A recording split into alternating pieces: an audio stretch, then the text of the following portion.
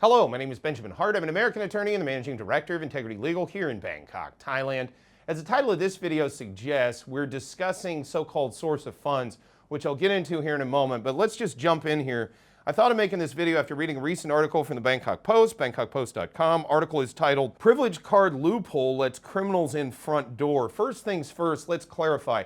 We're talking about what was once primarily referred to as the Thailand Elite Visa. For whatever reason, it's decided to rebrand itself as the Thailand Privilege Visa. I don't know why. To my mind, pretty much everybody knew of it as the Elite. I think of it as the Elite.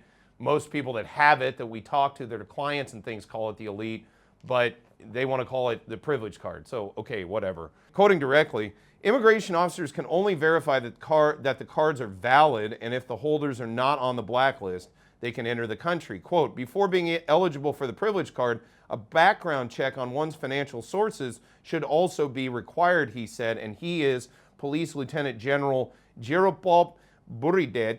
So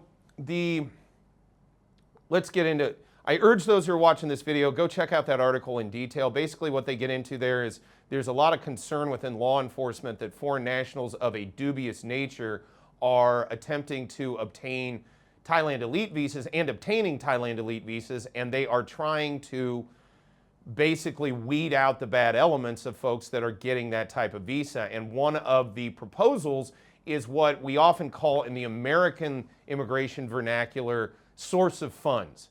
So I've had to deal with this in the past when dealing with applications for the EB-5 visa to the United States, an investor visa, as well as the E-2 visa as a treaty trader or a treaty business person going over to the United States to set up a business.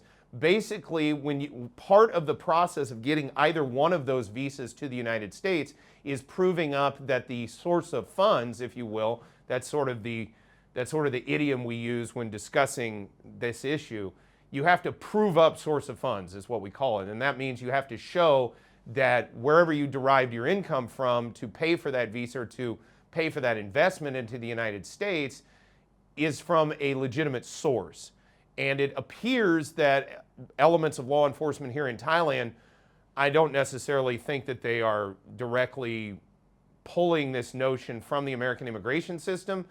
That I don't necessarily think is what is occurring.